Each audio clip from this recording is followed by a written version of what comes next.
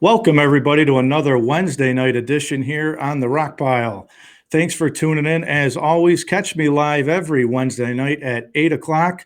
The new feature is now you can catch me live on both Facebook and YouTube. Follow me across all the social media platforms as well. I'm excited tonight. This was a show I've been looking forward to for the last week or so. And I will say this, as of this morning and last night, I got bombarded with questions and feedback from a lot of people across the state, which I appreciate. It's an interactive show, so if you have a question for myself or Dr. Zayas, you can put it in the comment box, and I'll try to get to as many questions as I can tonight. With all the stuff going around across New York State and across the world, a lot of questions still waiting to be answered about schools. When are they reopening? What's it going to look like? Is it the hybrid model? With virtual and in classroom, but at the same time, that just doesn't impact the schools and education. It also impacts high school sports across New York State and more. So without further ado, I'm excited to welcome Dr. Robert Zayas. He is the Executive Director for New York State Public High School Athletic Association. So let's see if we can bring him into the broadcast here. Let me get you on here. There he is. How are you? Good. How are you doing? Thanks for having me on. No problem. We had a little technical difficulties tonight, but we made it happen. And I noticed that my wife's name is appearing. I know, right? You were on her thing there. I had to log into her account to solve some technical difficulties, which has been the theme of the day, I'm afraid. No, not a problem. That's right. We got to figure it out, though. That's the important part. So I'm really honored to have you on, and I know you got a lot of other things to take care of, and you took the time tonight for me, and I really appreciate that. No, always. I'm happy to help. Happy to talk about some of the ongoing issues and some of the challenges and obstacles that we as a high school athletic association have, but also that our member schools are facing as they prepare to reopen for the 2021 school year. Well, I know a little bit about that. I'm in the bus industry, so I am anxiously awaiting what schools are going to look like if and when we go back to school. That impacts me, but many, families across New York State and more. Can you tell our listeners tonight just a little bit about yourself first before we get into the broadcast? Yeah, I'm just finishing up my 8th year as executive director here in New York. I oversee about 800 high schools and approximately 600,000 student athletes. Work very closely with our 11th section executive directors who are dedicated educators and positively impacting students within their own geographic section. Quick background, grew up in San Antonio, Texas, went to school out in East Texas where I ran cross country and track, taught and coached in Central Texas for a few years before going out to Albuquerque, New Mexico to go to graduate school, and then started working at the New Mexico High School Athletic Association. Oh, wow. Okay.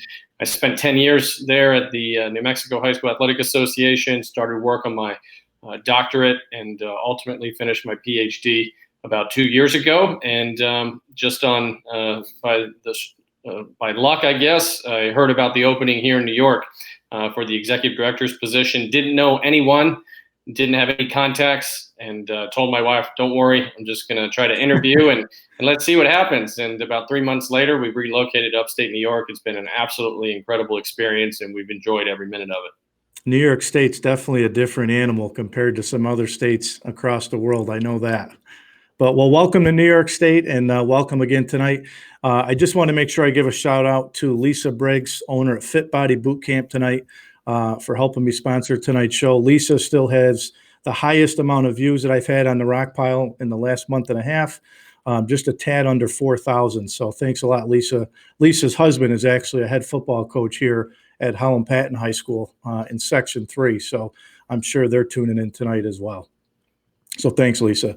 So let's first talk. Can you talk a little bit about your team, your executive team, and then maybe talk to us a little bit about the task force that you had in place?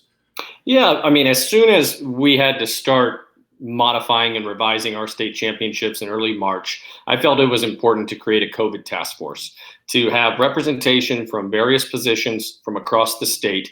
And we've assembled what I consider to be a very competent task force that brings several different perspectives and viewpoints from various positions. So we have a school district superintendent, We have school superintendents, principals, athletic directors. We have a transportation director. We do have representation from our Department of Health and our state education department. So we have about 25 people that we brought together to provide guidance and recommendations to our member schools based upon the readily available information. This COVID task force has met 3 times, and I think it's been very productive. Obviously, it's created an awful lot of questions, and we're trying to solve an awful lot of challenges as we continue to progress through this unprecedented event. And I think too that a lot of people, I mean, like myself too, I'm a former high school football coach, and I was telling you last night that my sister has been a high school field hockey coach at Camden High School for over 20 years, and my dad was retired at over 40 years of coaching. So coaching and sports are in my blood. So obviously it's a huge important to me and my family. But I think people forget, you said it great to me last night, is, this is more than just sports. This has obviously impacted an entire country. But the fact that we need students to be back in school in some fashion, right, for us to get back on a playing field. Well, I mean, it's still yet to be determined. We're waiting on Governor Cuomo to make his final determination as to how schools are going to reopen. And then based upon that determination from Governor Cuomo and state officials, we'll be able to truly formulate a plan to return high school sports back into the school setting.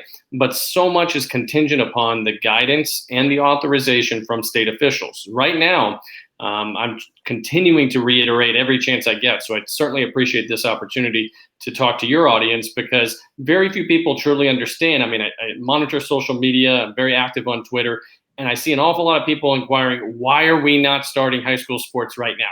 And they just can't get over the fact that Connecticut's starting, and New Jersey's starting, and Pennsylvania's starting. And that's all fine and good. But right now, as of July 13th, the Department of Health issued guidance, a 23-page guidance document.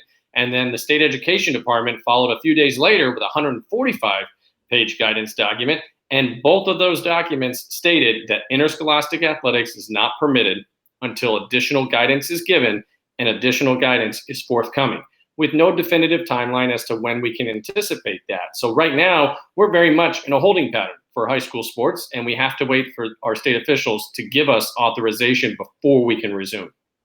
I was reading a column, you had a quote, and you said this was one of the toughest professional decisions, in your life, and reading about your background and what you've been involved with, that's a pretty important, I mean, that's a big statement coming from yourself. Well, I mean, I think this is the most challenging time for any educator. I mean, all the way from your school superintendents, principals, athletic directors. I mean, anybody in education right now is experiencing the most difficult time in their career. And I think if we all work together in a collaborative fashion and we rely upon each other and we're willing to be flexible, I think that's how we're going to overcome these challenges that we're faced with every single day. When you guys arrived, we saw the news just a few weeks ago that fall sports were pushed back to September 21st. How did you guys arrive on that date particular? I mean, I'll take responsibility. I came up with the proposal to go ahead and bring to our COVID task force to seek a recommendation from them that would ultimately get approved. And I felt that the likelihood of us being able to begin on August 24th was not very good. In addition to that, schools are going through, again, a very unprecedented time. They're having to try to determine social distancing, face coverings. Where are students going to eat? Right. How are they going to attend school? What educational model are they going to utilize? So with all of these other obstacles and challenges that school superintendents, principals, and administrators have, I thought it was in the best interest of schools and the best interest of student athletes and coaches and parents if we just paused high school athletics until September 21st. And then, again, pending any guidance that we receive from state officials, start the fall sports season on September 21st. Unfortunately, we wouldn't have regionals and state championships because I think everybody truly understands that it's not likely that in November we're going to be able to bring student athletes from Long Island and Buffalo and the North Country and the Southern Tier all together to participate in a state championship event or a regional event. So September 21st was really a date to go ahead and provide some relief for our schools to be able to, let's worry about how are we going to academically take care of our students before we worry about athletically, how are they going to be able to be taken care of. And that September 21st date, let's just say right now, everything falls everything goes the direction we want it to go. We're able to somehow start on September 21st. I'm very optimistic that that's going to happen, considering, you probably watch, TV and you're a social media guy, but you see, Major League Baseball just get started. And you got, the Marlins just had, I think, 10 or 11 players and managers test positive. You're seeing professional players opt out of, playing football this year. Does a lot of that go into consideration too? If the pros and colleges are doing it, that high school should do it? Well, I think it's something that we should be aware of. I don't ever want to be perceived as being tone deaf and not being aware of the whole gamut of the situation. I mean, that's what really happened when we were considering what to do with our state basketball championship.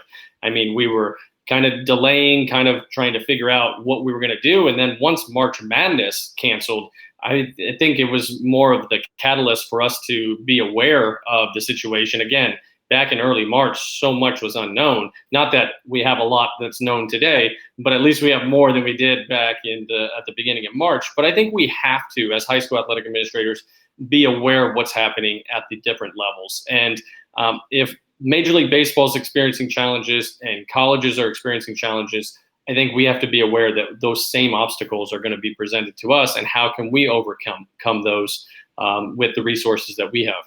Now, is there anything allowed right now informally? Because I know there was a local high school here in Syracuse where a football team had informal workouts. A coach tested positive, and that caused the whole uproar. Is there anything allowed right now informally? We've been informed by the governor's office that schools should not be hosting or operating sports or recreation events at this point in time. And again, that's why we're really anticipating additional guidance from state officials. But we do realize that these state officials are basing their decisions on data and infection rates. And we have to be patient. And for athletic administrators, it's an uncomfortable situation. We like to plan. We like to have schedules. We like to know when students are supposed to arrive and when they're going to depart and what the game times are going to be and when the officials are going to go ahead and arrive and where the officials are going to go. I mean, athletic administration is very much a big organization planning position. And now we don't have the ability to do that. And it's an uncomfortable situation, certainly for those of us that are in the planning business. So let's go back again, September 21st. Let's say we get the green light. The governor gives us the green light, and your team put together that date. When would players and coaches actually be able to start conditioning, working out again? What's that timeline look like? That's still up in the air, and we need to go ahead and wait for those state officials to give us the okay. I'm hopeful that we'll be given the green light in early to mid-September, so that way potentially there could be some off-season conditioning workouts that would take place prior to that official start date on school campuses that can be hosted and operated by a school and their athletic department. But so much right now is contingent upon when we can get additional guidance from those state officials. Now, when you guys came out with the different plans and the dates, winter sports, January to March, fall sports would be March to May, spring sports would be April to June. How many different options did your team come up with before you guys arrived at this one? I mean, we were seriously considering potentially putting low-risk sports at the beginning of the school year, but without the guidance that we were anticipating, it became very difficult to go ahead and have low-risk sports at the beginning of the year, because we just don't know when sports are going to be able to start. We don't know what to tell schools as far as preparing their facilities, getting their coaches' contracts ready to go. So I think to start anticipating that a school district is going to be able to be told 3-4 weeks, okay, go ahead and get your baseball, softball facilities ready to go, get your track ready to go, because we're going to be starting track on September 21st, or baseball, softball. I just don't think that that's very fair to do to school districts because of everything else they have going on. So although we considered low-risk sports in the beginning of the year, without the guidance to be able to give us the ability to make that decision, that's really the reason why we had to almost toss that one idea or proposal to the side and then start considering others. I mean, I've looked at a number of different plans. I've talked with other executive directors throughout the country. We've consulted back and forth. And really, I think delaying till September 21st and then be willing to take a look at it and say, if we can't start on September 21st because of any number of reasons, then a good plan B would be, let's see if we can't host all 3 seasons starting in January. But that's very much contingent upon the resurgence of the virus, and then what's happening at that point in time. Now, from talking to you just mentioned, from talking to some colleagues across the states and across the country, what were some other options that maybe some of the other states were doing differently than what we're going to do here in New York State? Well, Was I it think that much of a difference? No, I mean, it really isn't. If you look at what California did, I mean, California basically is doing exactly the condensed season model. So is West Virginia, so is Washington, D.C. So I think there was some talk about just delaying until November and then postpone being able to start with your winter sports season in November and then trying to insert the fall sports season somewhere in the spring. My former state of New Mexico, they were told by their governor's office that contact sports like football and soccer would not be permitted in the fall.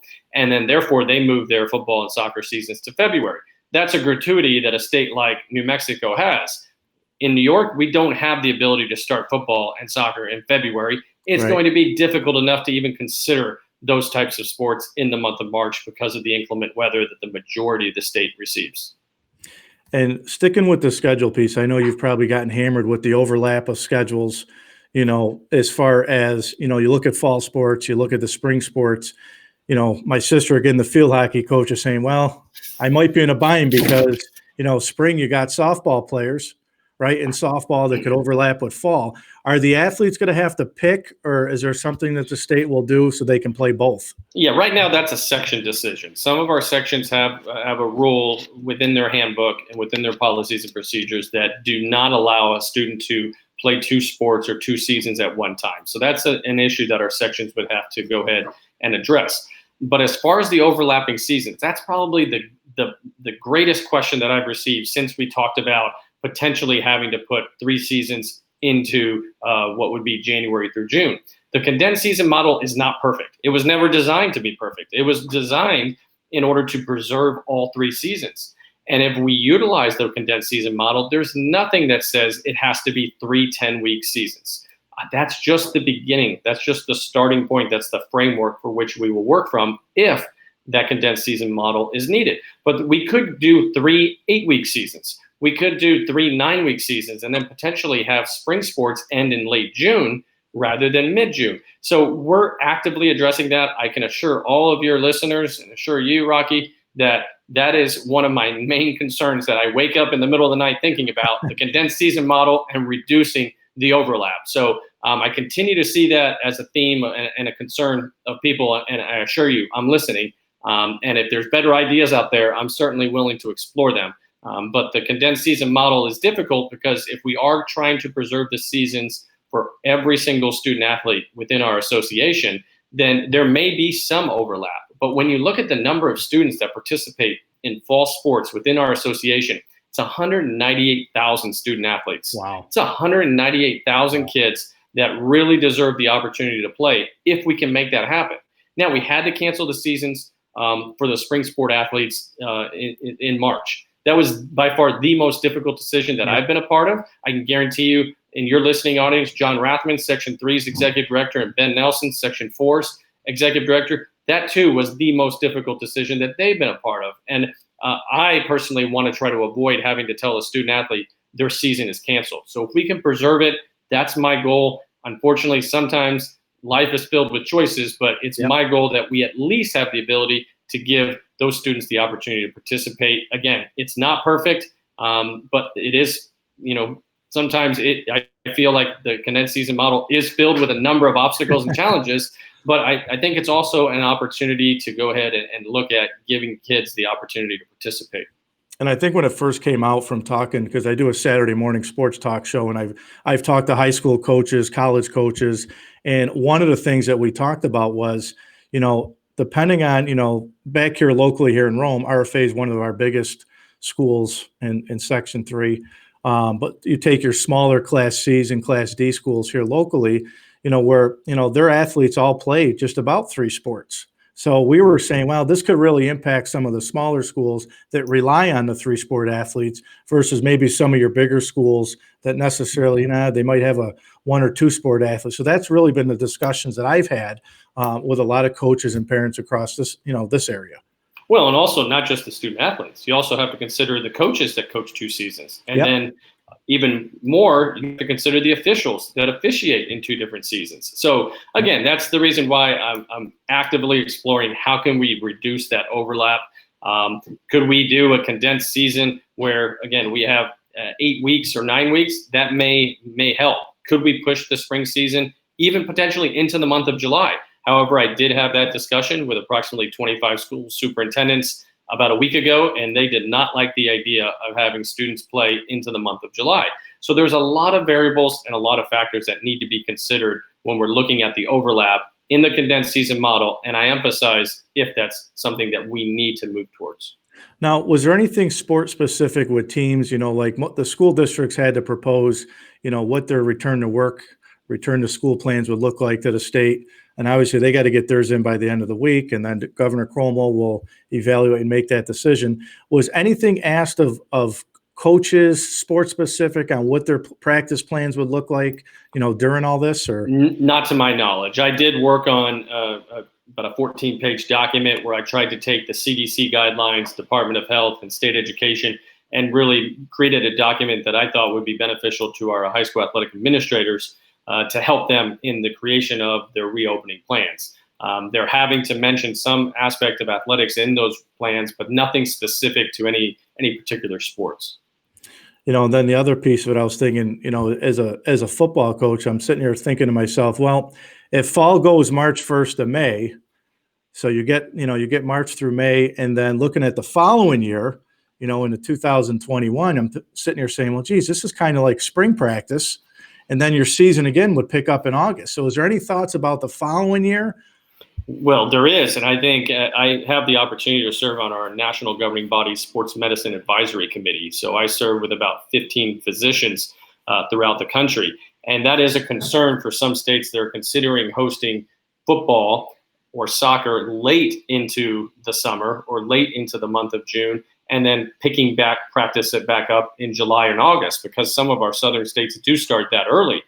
So I think that's another benefit of the condensed season model, is that we're not bringing football right up until the very end of the school year and then asking those students to come back again and participate in what would be about a month and a half or 2 months later.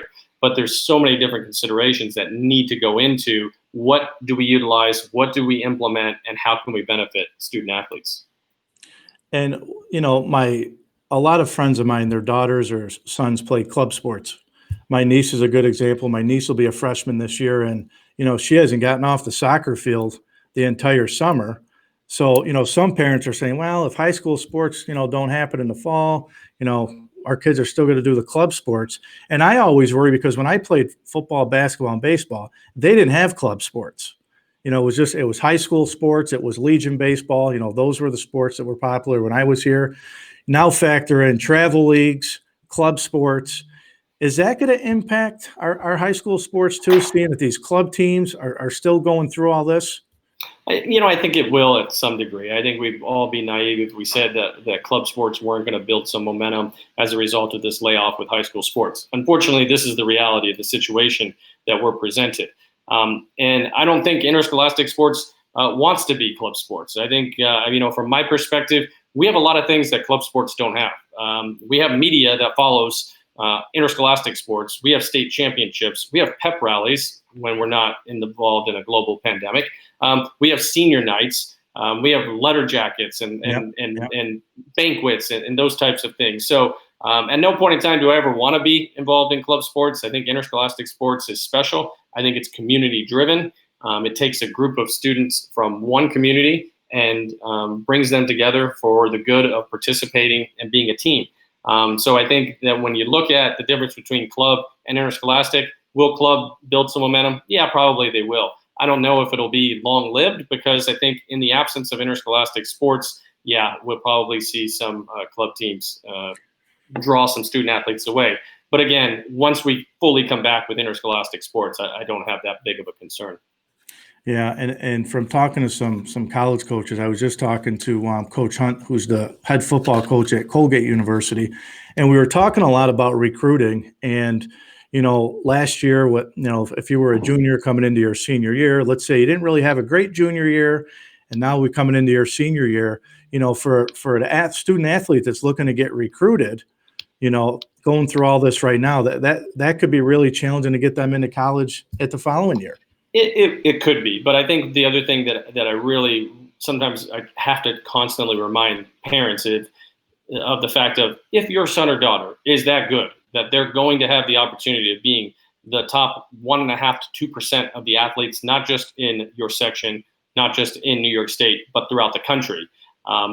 They're going to be discovered. They're going to be found by that Division I coach. But the reality is that very few kids get the opportunity to go on and play at a full ride Division I college level. I mean, if you look at the sport of baseball, for example, an NCAA baseball team, I believe, only has 12 full ride scholarships to divvy up amongst how many, 25, 30 guys. So I've talked to parents before that say, I'm not putting money into my son's 529 account because he's going to get a full ride Division I college scholarship. And I thought, he's not that good. He's not a Division I prospect. Right. So I think sometimes parents need to realize that yes, if a scholarship is their goal, there's nothing wrong with that. But that's not the goal of high school sports. I mean, when you look at club sports, okay, that might be their goal.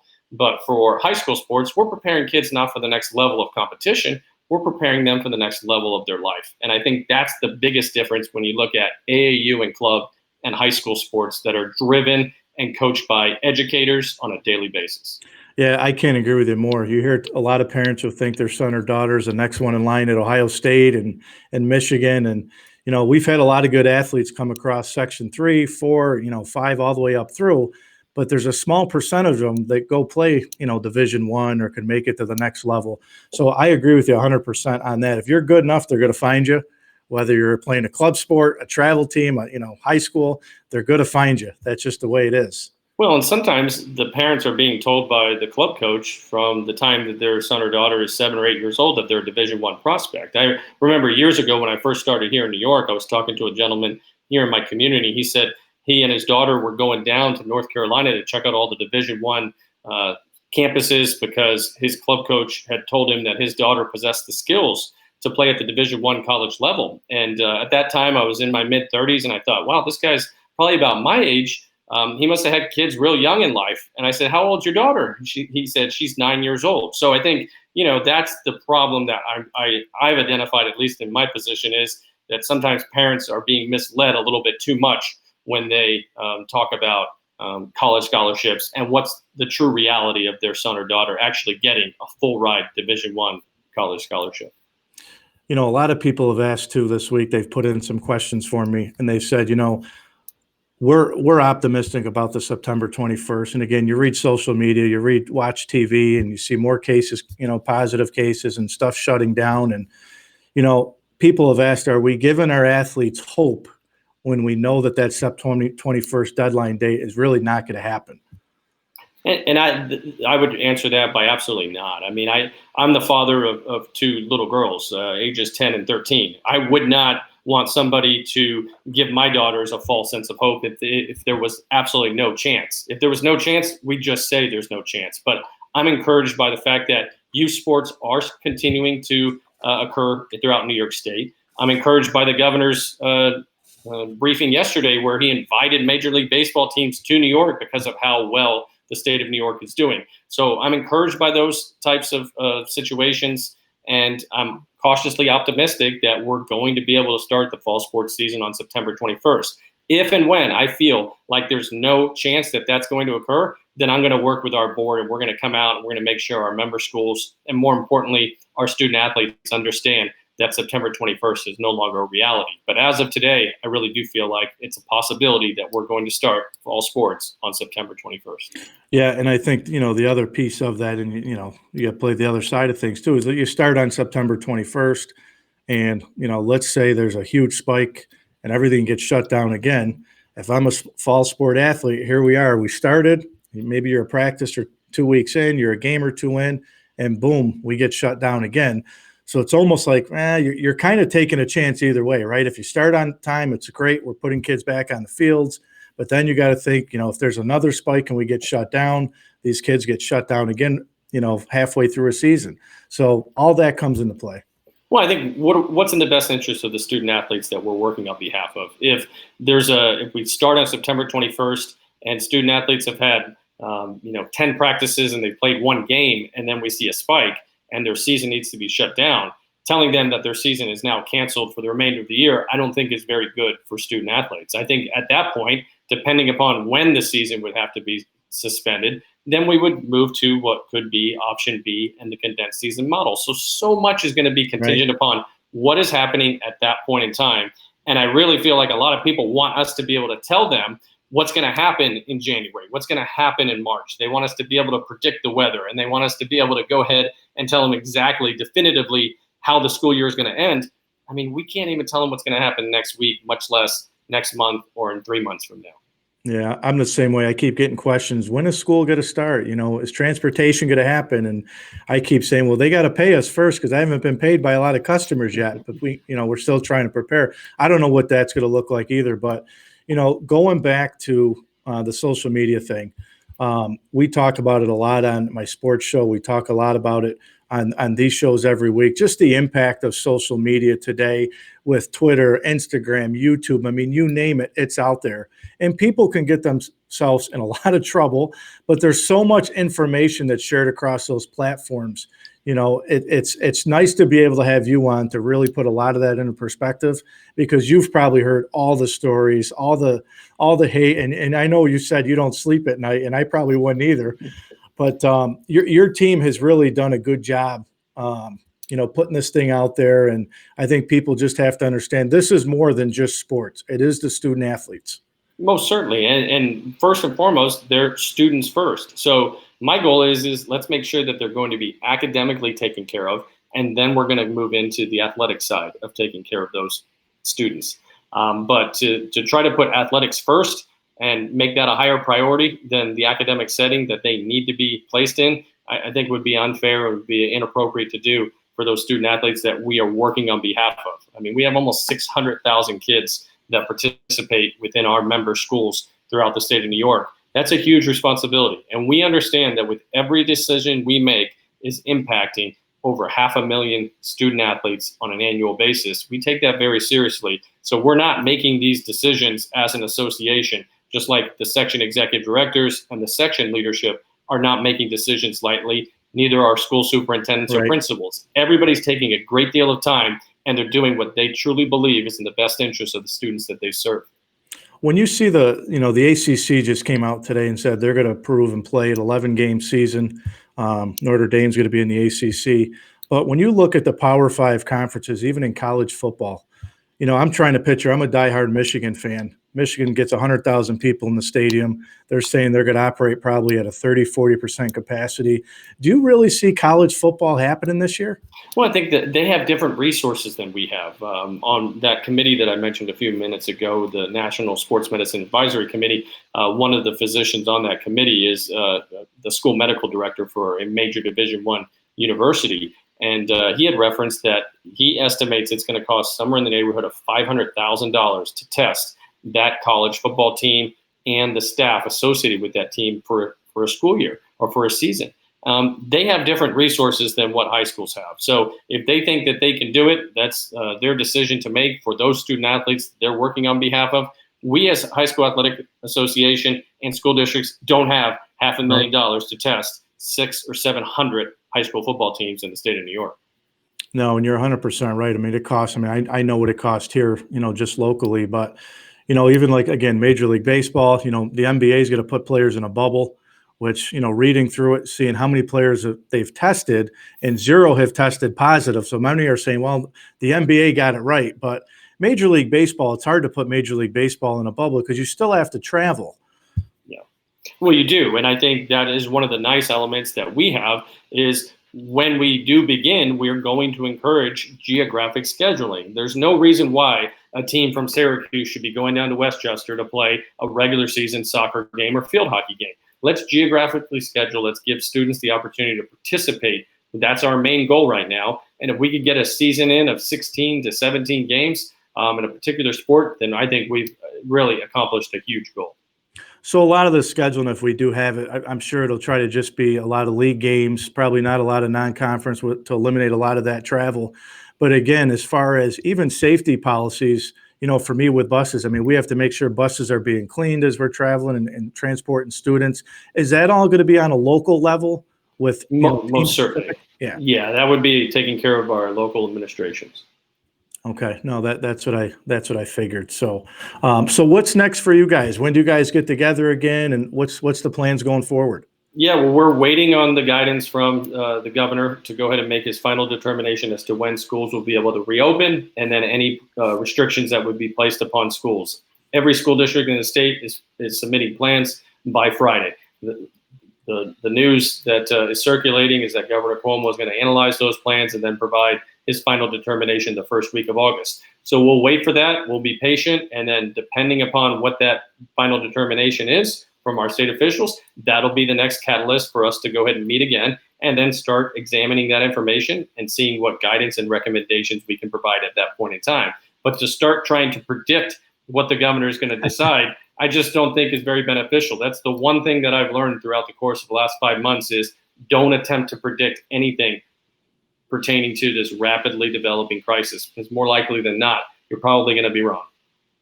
So on a side note, what's Dr. Zayas do for fun to get away from all this?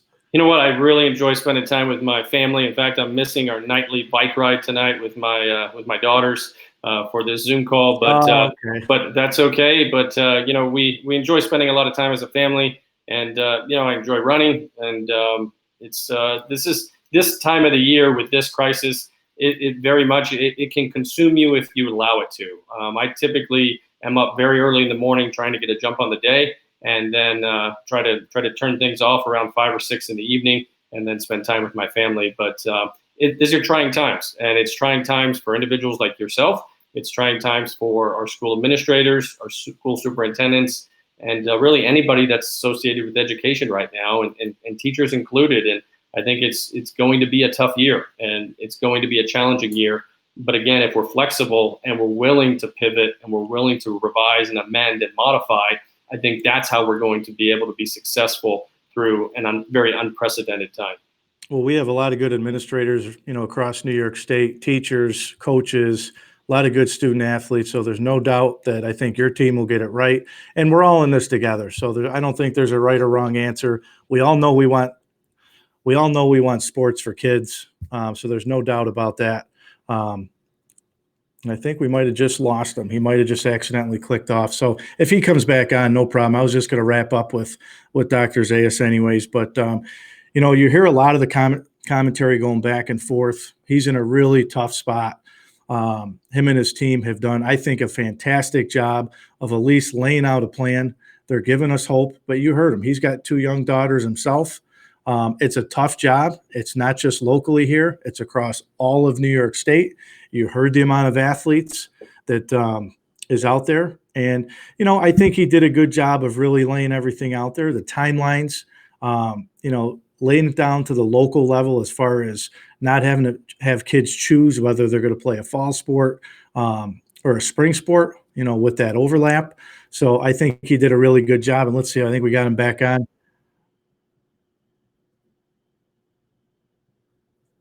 Let's see. I think I got you back. I don't know what happened. I didn't touch anything. I'm using my wife's computer because my computer didn't work. So I'm purposely trying not to touch the keyboard or mess anything up here.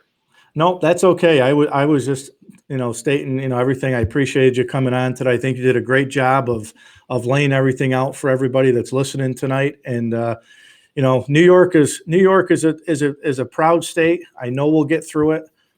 It's a lot more than sports, and I'm confident that your team, and there's no right or wrong decision. We know what we want to happen, but it's got to be safe for the kids. Well, it has to be safe, but we have to put students as our focus. And if you're a parent listening tonight, please realize that we are working on this on behalf of your son and daughter. And it's something that we take very seriously.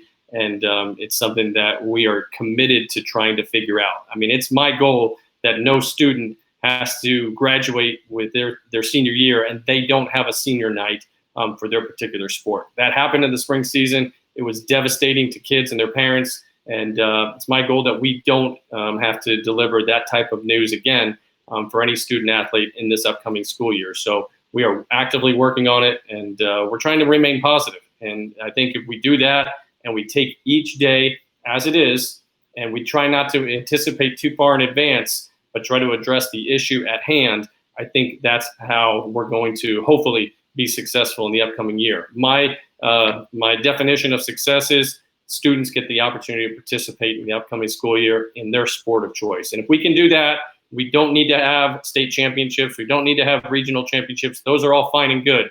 But the number one goal this year is to get students participating, because we all know kids benefit when they participate. Well, listen, thank you so much for coming on tonight. Hopefully I wasn't too hard on you, but I really appreciate it. You were honest with me, and we'll definitely look forward to seeing if we have a start on the 21st. And I also want to remind your listeners, if you if you have questions, send me an email. My email address, my cell phone is even public on our website. I want to hear from parents, and again, active on Twitter. Anybody that direct messages me on Twitter, I always respond. So if you have questions, you have concerns, and you're a parent out there and you're wondering what's going on, send me a direct message, send me an email.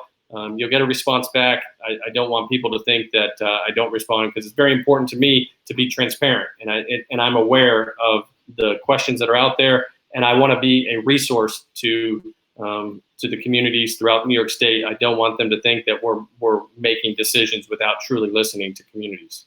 No, I appreciate that. You were great to reach back out to me, so I appreciate that. And again, thanks for taking the time tonight. Great job, and I'll be following you on Twitter. Sounds good. Thank you so much, and stay safe, stay positive. Thank you very much. Take care. So again, Dr. Robert Zayas, kind enough to come on. And I will say, when he says reach out to him on Twitter, his phone number is on the New York State site. I reached right out to him, and he was kind enough to come on with me tonight. He has not done many interviews at all. So for him to take the time tonight is great.